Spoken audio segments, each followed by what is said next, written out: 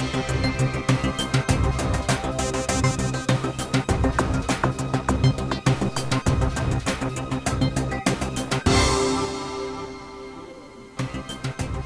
et bienvenue sur Flash TV. Aujourd'hui, lundi 24 octobre 2011, les titres de cette édition.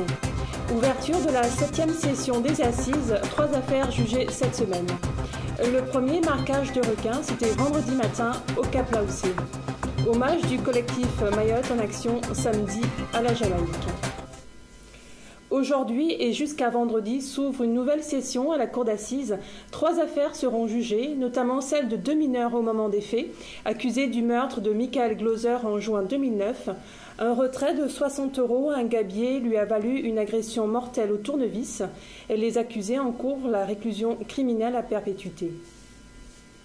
Le premier marquage de requin a eu lieu vendredi au large du Cap Laoussé. Une balise a pu être posée sur un requin-tigre de 200 kg et 2,50 m environ. Plus de 4 semaines aujourd'hui que le drapeau rouge est tissé sur les plages de Boucan-Canotte et de Roche-Noire. Les professionnels du monde nautique ont lancé un cri d'alarme dimanche sur la plage de Boucan-Canotte, dressant sur le sable un immense SOS. Ils réclament notamment la modification de la réglementation de la réserve marine.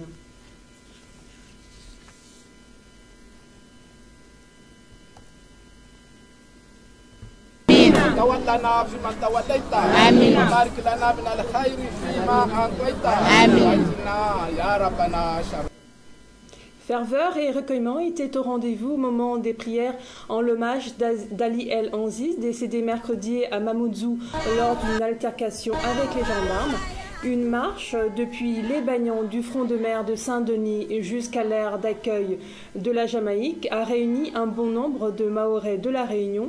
Certains représentants du monde syndical et élus étaient présents. Cette manifestation était pilotée par le collectif Mayotte en action. On écoute Amina Djoumoua à la tête de ce collectif. Agir d'abord dans un premier temps, mobiliser, sensibiliser la population mahoraise qui est à La Réunion, qui même si chacun se sentait concerné, mais trouvait que ce n'était pas à lui de réagir, justement leur dire que si c'est à nous, Mayotte c'est nous, parce que nous qui sommes ici, tout le monde demande à partir, mais si la situation ne s'améliore pas à Mayotte, ça ne pourra pas favoriser le retour. Donc c'est un combat qui nous concerne plus que ceux qui sont sur place. Donc à partir du moment où les gens sont mobilisés, après on réfléchit ensemble des actions à mener. On a des élus sur place, en sachant que c'est le même État, Mayotte et La Réunion. On peut interpeller les élus quand ils vont à l'Assemblée, quand ils soulèvent des problèmes, qu'ils parlent de temps en temps de nous. C'est déjà un grand pas. On peut aller voir le préfet comme on l'a déjà fait.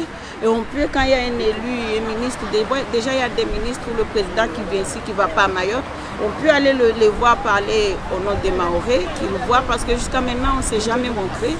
Quand il y a un truc qui arrive dans la communauté, chacun fait de son côté les petites associations.